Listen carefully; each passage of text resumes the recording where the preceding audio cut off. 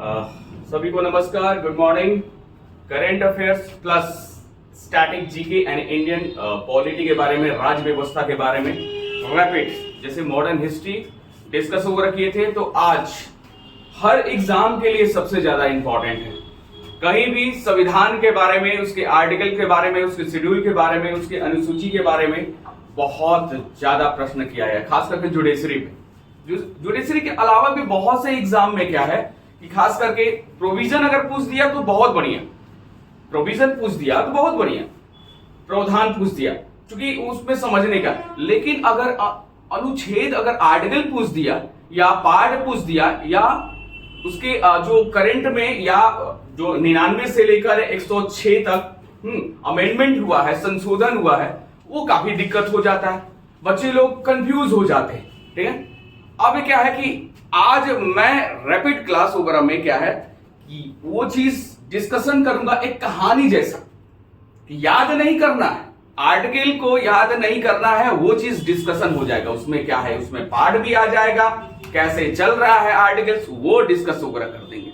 चलिए, हम लोग सबसे पहले क्या है कि सबसे पहले स्टार्ट करते हैं, शुभारंभ करते हैं क्या, शेड्यूल से, अनुसूचिया से।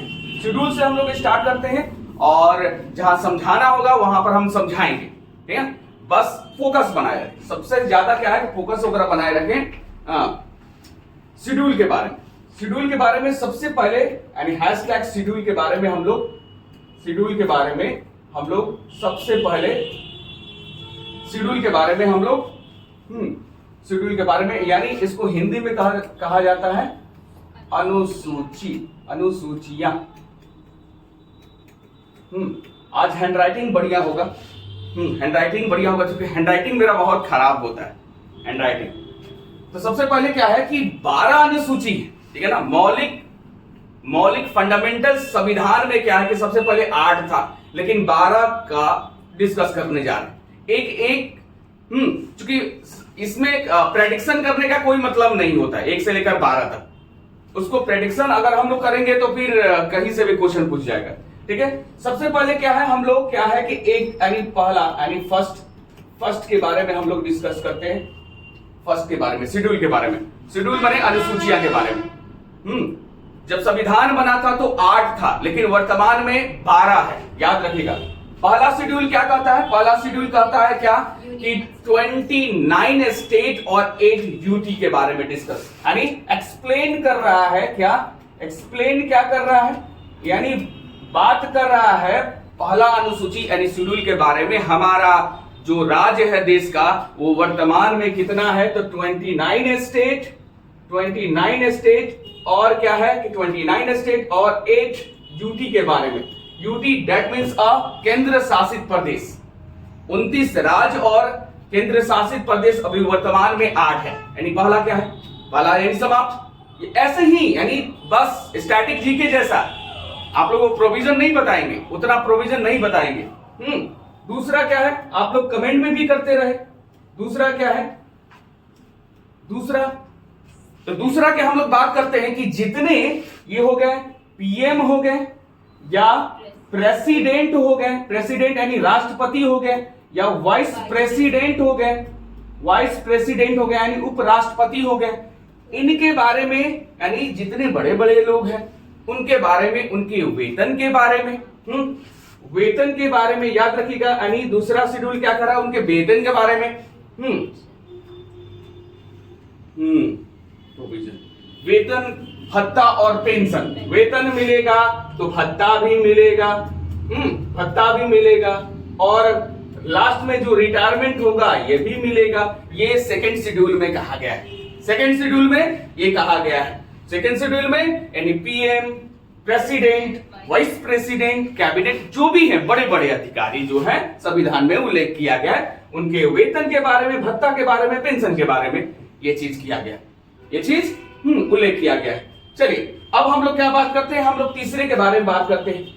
तीसरे के बारे में, तीसरे यानी थर्ड के बारे में, शेड्यूल के थर्ड के बारे में हम लोग बात करते हैं।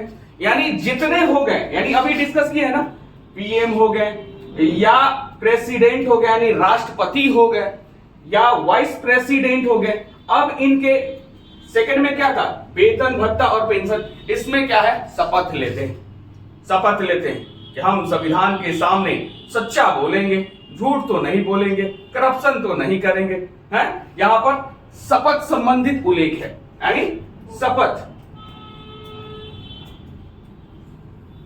ओथ, ठीक है ना, शपथ, संविधान के सामने शपथ लेते हैं, यानी इन लोग के बारे में प्रधानमंत्री, राष्ट्रपति, उपराष्ट्रपति, जितने प्रधानमंत्री के ही संशोधन के अनुशंसा पर, यानी राष्ट्रपति कैबिनेट मिनिस्टर को भी देखे होंगे ना, ये क्या है, शपथ दिलवाते हैं। तो ये हो गया, थर्ड वगैरह हो गया, शपथ का एक्सप्लेन किया गया है, यानी वर्णन किया गया है इसमें, एक्सप्लेन यानी वर्णन। ये आप लोगों को रिवीजन करवा रहे हैं, एग्जाम में बहुत काम देगा ये चीज, बार बार इसको देखते रहिए, एग्जाम में तो बहुत काम देगा। 3 समाप्त अब आता है, जैसे जैसे आएगा वैसे वैसे खतरनाक होने लगता है और याद भी नहीं होता है। 3 तो याद रखेंगे, चौथा भी खास करके याद हो जाता है, चौथा भी ये याद हो जाता है। चलिए मिटने दीजिए राज व्यवस्था, इंडियन पॉलिटी, मेन तो यहां पर है, चौथे के बारे में बात हो रहा है, चौथे के बारे में बात हो रहा है। अरे लोकसभा में तो जनता के द्वारा ये किया जाता है, जो सदस्य होते हैं, निर्वाचन होता है लोकसभा में, लेकिन राज्यसभा में तो चौथा क्या कर रहा है कि राज्यसभा में, यानी राज्यसभा में, राज्यसभा के सदस्य के बारे में, सदस्य के आवंटन के बारे में, आवंटन, दैट मीन्स चौथा ये कह रहा है कि राज्यसभा में सदस्य जो सदस्य हो गए, यानी मेंबर हो गए, कैसे हम लोग बांटेंगे, आवंटन कैसे करेंगे, डिवीजन कैसे करेंगे। जैसे उत्तर प्रदेश का सबसे ज्यादा है, उत्तर प्रदेश का राज्यसभा का सीट सबसे ज्यादा है, लोकसभा का भी है। बिहार में अगर बात करते हैं तो 16 है, सबसे ज्यादा किसका है, उत्तर प्रदेश का। उत्तर प्रदेश का कितना है, 31 सीट राज्यसभा का बहुत ज्यादा होता है, लोकसभा से तो कभी होगा ना। तो याद रखिएगा, राज्यसभा का सदस्यों का आवंटन करना ये चौथा है। बार बार प्रश्न आता है, ठीक है ना, बार बार ये प्रश्न किया जाता है।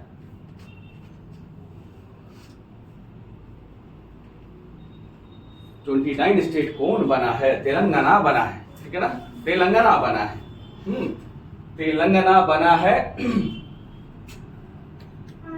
2 जून 2014, यानी आंध्र प्रदेश से अलग हुआ है, ठीक है ना, आंध्र प्रदेश से अलग हुआ है, याद रखिएगा 2 जून 2014, दैट मीन्स आंध्र प्रदेश से अलग हुआ है तेलंगाना, ठीक है, ये भी बात है। अब बात आ गया सबसे खतरनाक, पांचवा सबसे खतरनाक कहा जाता है, पांचवा, जो कि जल्दी याद नहीं होता है, याद तो होगा ही। पांचवा शेड्यूल क्या कह रहा है, पांचवा, तो ये कह रहा है कि एससी और एसटी, ठीक है ना, एससी शेड्यूल कास्ट और शेड्यूल ट्राइब, अनुसूचित जनजाति, अनुसूचित जाति, ठीक है ना। यहां पर क्या है कि स्टेट में और यूटी में, यानी राज्य में और केंद्र शासित प्रदेश में जितने एसटी और एससी हैं, यानी शेड्यूल कास्ट और शेड्यूल ट्राइब कास्ट हैं, उनके प्रशासन के बारे में, प्रशासन यानी एडमिनिस्ट्रेशन के बारे में उल्लेख किया गया है, एक्सप्लेन किया गया। यानी पांचवा क्या होता है, पांचवा मुक्का होता है कि राज्य और स्टेट के बारे में, राज्य और स्टेट में क्या है, एससी और एसटी के उनके प्रशासनिक एडमिनिस्ट्रेशन के बारे में प्रावधान किया गया है, उल्लेख किया गया है इस प्रोविजन का, पांचवा। और जल्दी याद भी नहीं होता है, ठीक है। लेकिन छठा भी खतरनाक है, 6 शेड्यूल भी खतरनाक है, बस इसी से रिलेटेड है। हाँ, इसमें एससी और एसटी होता है और इसमें क्या है कि स्टेट और यूटी होता है। इसमें सिर्फ रहेगा 6 में नॉर्थ ईस्ट स्टेट, उत्तर पूर्वी भारत के बारे में बात हो रहा है, यानी एसटी के बारे में बात हो रहा है। किस जगह का, तो वही जगह रहेगा ये वाला जगह, इसको बोलते हैं नॉर्थ ईस्ट स्टेट, पूर्वोत्तर भारत, हिंदी में बोलते हैं पूर्वोत्तर भारत, ठीक है ना। पूर्वोत्तर भारत के एसटी के बारे में, शेड्यूल्ड ट्राइब, जनजाति के बारे में बात हो रहा है। एसटी के बारे में ये बात हो रहा है। उनके किसके बारे में? उनके प्रशासनिक प्रावधान के बारे में बात हो रहा है, एडमिनिस्ट्रेशन प्रोविजन के बारे में बात हो रहा है। किसके बारे में? इनके एडमिनिस्ट्रेशन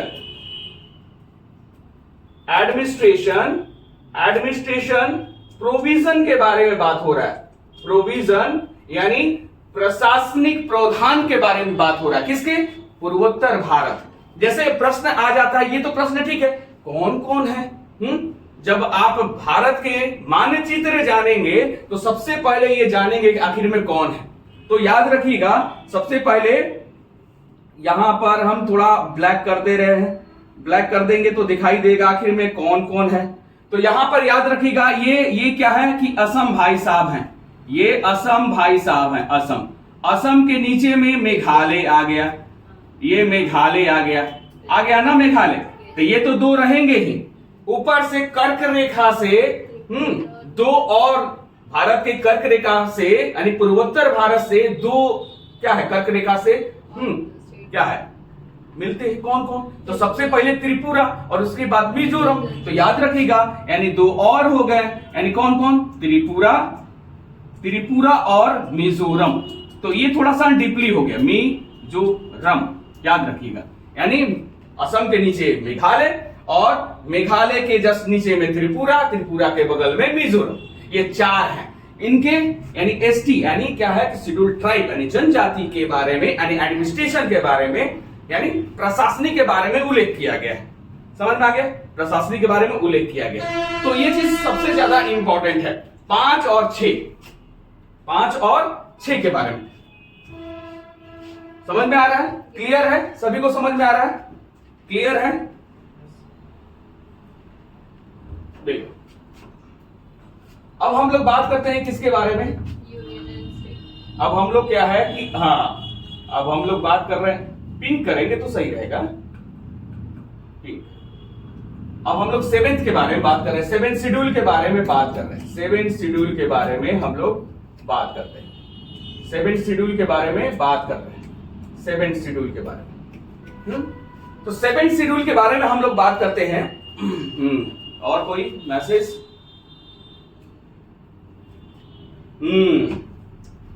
चलिए, तो यहां पर क्या है, यहां पर केंद्र और राज्य के शक्तियों के बारे में बंटवारा है। ठीक है ना, याद रखिए। 7th शेड्यूल क्या कर रहा है? दो चीज कर रहा है, यानी क्या? शक्तियों के बारे में बंटवारा, शक्तियों के बारे में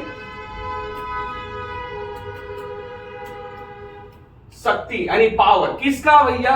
किसका रहेगा? तो ये हो गया यूनियन, ठीक है ना, और ये हो गया स्टेट।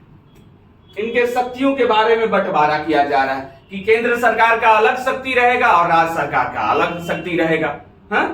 केंद्र सरकार का अलग शक्ति रहेगा और राज्य सरकार का ये कौन सा? महेंद्र सिंह धोनी वाला, इसीलिए तो पावरफुल है, कूल। महेंद्र सिंह धोनी 7, याद रखे ना, 7। महेंद्र सिंह धोनी बोल रहा है कि केंद्र को भी अलग करो और राज्य के भी अलग करो, दोनों का पावर अलग अलग होना चाहिए, तभी तो चुनाव होगा पंचायती राज का। ये तो इंपॉर्टेंट हो गया है ना। तो ये ज्यादा इंपॉर्टेंट है, याद रखिएगा 7वां, क्योंकि पढ़ाने के बाद आप लोगों को दिमाग में बैठा रहे हैं कि एग्जाम में आएगा तो सही करिएगा। और 8वां जो है, 8वां ये तो हर कोई लोग जानता है। 8वां यानी कौन सा है? तो इसमें 8वां अनुसूची में, शेड्यूल में किसके बारे में बात किया गया है? तो 22 लैंग्वेज के बारे में बात किया गया है, यानी 22 लैंग्वेज के बारे में बात किया गया है। 22 लैंग्वेज के बारे में यानी भाषा के बारे में बात किया गया। भारत में कितने लैंग्वेज हैं? लैंग्वेज तो बहुत है, लैंग्वेज तो बहुत है। सबसे ज्यादा बोलने वाला कौन सा लैंग्वेज है? सबसे ज्यादा बोलने वाला क्या है? हिंदी है। दूसरे में कौन सा है? बंगाली है, ठीक है ना, याद रखिएगा, बंगाली है। फिर इसके बाद तेलुगु है, ये तो याद रखिएगा। सबसे ज्यादा बोलने वाला क्या है? हिंदी, बंगाली, फिर तेलुगु, फिर बहुत सा मतलब ये हो गया, ठीक है ना। ये चीज तो याद रखिएगा। यानी 2 यहां पर क्या है कि 22 लैंग्वेज में एक चीज नहीं शामिल है जो कि एग्जाम में आता है, वो English. English is a official language, कार्यालय में ही सुप्रीम कोर्ट और हाई कोर्ट में यूज होता है। लोअर कोर्ट में नहीं होता है, याद रखिएगा। इंग्लिश को हम लोग इसमें ऐड नहीं किए, इंग्लिश को ऐड नहीं किए, इंग्लिश को ऐड नहीं किए हैं। इसको क्या है, इसको ऑफिशियल लैंग्वेज कहा जाता है, इसको ऑफिशियल लैंग्वेज बोला जाता है, ऑफिशियल लैंग्वेज बोला जाता है। कार्यालय में, सुप्रीम कोर्ट में, हाई कोर्ट में इसका यूज होता है। जब आप लोग जज बनकर हाई कोर्ट में, सुप्रीम कोर्ट में जाएंगे तो इंग्लिश फराटेदार बोलना होगा, ठीक है, समझ में आया। अब क्या है, यहां पर हम लोग बात करते हैं, यानी पांचवा, देखिए पांचवा, छठा, सातवां, ये तो याद हो गया ना, पांचवा, छठवा और सातवां के बारे में। आठवां तो सबसे इजी है, लेकिन नाइन्थ जो होता है, नाइन्थ के बारे में सबसे पहले, नाइन्थ के बारे में हम लोग बात करते हैं। नाइन्थ में क्या होता है, नाइन्थ में बहुत बार प्रश्न आ चुका है। नाइन्थ शेड्यूल के बारे में हम लोग बात करते हैं, नाइन्थ शेड्यूल के बारे में हम लोग अनुसूची के बारे में बात करते हैं। तो ये हो गया लैंड रिफॉर्म, भूमि सुधार अधिग्रहण के बारे में।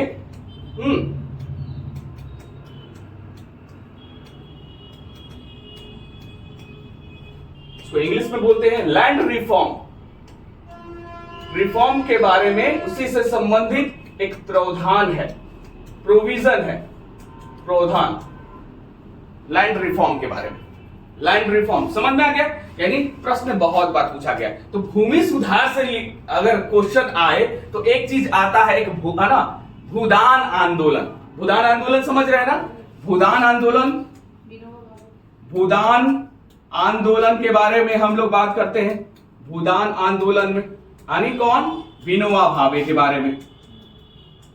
विनोबा भावे, विनोबा भावे यानी 1951 में ये शुरुआत किया गया था। क्या है, भूदान आंदोलन, भूमि से रिलेटेड, भूमि अधिग्रहण, यही बोले थे ना भूदान आंदोलन में कि दान में दे दीजिए, भूमि दान में दीजिए। और ये विनोबा भावे, ठीक है ना, विनोबा भावे को ही एशिया का नोबेल पुरस्कार देने वाला मैसेसे पुरस्कार, यानी इन्हीं को पहला बार मिला था, मैसेसे पुरस्कार, हाँ इन्हीं को मिला गया था, ठीक है। चलिए हम लोग अब बात करते हैं किसके बारे में, 10 के बारे में। 10 के बारे में हम लोग बात करते हैं, 10 के बारे में। तो कौन सा है 10 और बस, 10 और बस यानी क्या है, दल बदल, ठीक है ना। यानी कांग्रेस के जो नेता हैं जीते कांग्रेस से और चले गए फिर बीजेपी में, तो दल बदल नहीं करना है। दल बदल यानी यहां पर क्या है, दल बदल कानून, दल बदल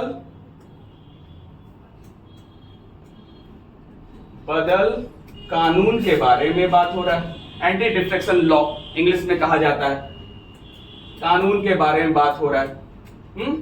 ये क्या है कि अमेंडमेंट अगर आ जाता है तो 52 अमेंडमेंट किया गया इसमें। दल बदल में क्या है, 52 अमेंडमेंट किया गया, संशोधन किया गया। और ये भी प्रश्न आता है कि कब किया गया, तो 1985 में किया गया। ये भी अमेंडमेंट तो बताएंगे, जो इंपॉर्टेंट है एग्जाम में, जो इंपॉर्टेंट है वो भी बताएंगे, सब इंपॉर्टेंट होगा। यानी दल बदल कानून, एंटी डिफ्लेक्शन लॉ, ठीक है ना, कब किया गया, 10 और बस। दल माने क्या होता है, दल बदल, 10 से रिलेटेड है ना, 10 से, तो ये ज्यादा इंपॉर्टेंट है। अब कब, यानी 52वां यानी संविधान संशोधन, 52वां संविधान संशोधन यानी इंडियन कॉन्स्टिट्यूशन अमेंडमेंट के बारे में बात हो रहा है। और कब हुआ, 1985 वगैरह में हुआ, ज्यादा इंपॉर्टेंट हो रहा है, ठीक है। अब यहां पर बात करते हैं, यानी आता है सबसे इंपॉर्टेंट, यानी 11वां और 12वां, ठीक है ना। 11 और 12 के बात करते हैं तो सबसे ज्यादा इंपॉर्टेंट है, यानी किसके बारे में ये बात कर रहा है, किसके बारे में बात कर रहा है ये, हाँ ये बात हो रहा है पंचायती के बारे में, है ना। यानी शेड्यूल यानी पंचायत का प्रावधान, यानी यहां पर लिख दीजिएगा पंचायत का प्रावधान के बारे में, यानी प्रोविजन के बारे में बात हो रहा है, प्रोविजन के बारे में बात हो रहा है। हमारे गांव में क्या है कि एक लोग पूछ दिए कि अनुसूची तो जान रहे हैं ना, तो हम हाँ जान रहे हैं, तो ये बताओ जिस पंचायत में हो कि कौन से अनुसूची में आता है, तो हम तो सोचने लगे, अच्छा मैं गया फिर पॉलिटी पढ़ा, फिर बोला कि 11वां अनुसूची, ठीक है ना। तो याद रखिएगा, यानी किस अमेंडमेंट के तहत ही होता है, पंचायत के बारे में, उसके प्रोविजन के बारे में उल्लेख करना, ठीक है ना। ये किस अमेंडमेंट के, तो याद रखिएगा 73 अमेंडमेंट, 1993 में किया गया था। 1993 में किया गया था 11वां। और इसी से रिलेटेड यानी जनसंख्या अगर ज्यादा हो गया, जनसंख्या ज्यादा हो गया, पॉपुलेशन ज्यादा हो गया, तो नगर पालिका कर देते हैं। यानी नगर पालिका यानी नगर निकायों के बारे में बात हो रहा है। यानी 12वां अगर बात हो रहा है, 12वां शेड्यूल के बारे में, तो जनसंख्या अगर बढ़ जाएगा तो क्या है, वहां पर अलग थोड़ा चुनाव होगा। यानी नगर निकाय के बारे में हो रहा है।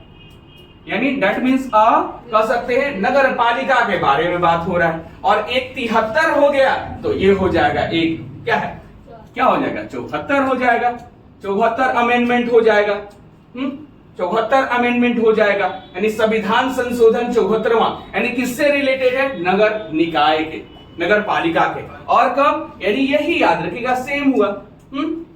बोला कि पंचायती राज तो हो रहा है, पंचायत के बारे में प्रोविजन हो रहा है। अरे जनसंख्या बढ़ गया है यहां पर, यानी गांव यहां पर वाराणसी में अलग है, एक अखरी है, तो वहां पर तो 73 अमेंडमेंट हो गया कि हाँ वहां पर चुनाव हो रहा है। लेकिन यहां पर एक जगह है चितईपुर, बोले कि अरे यहां पर तो जनसंख्या बढ़ गया है, तो कहेगा मुझे भी होना चाहिए, तो हाँ 74, ठीक है ना, यानी 74 नगर निकाय। ये यानी शेड्यूल वगैरह समाप्त।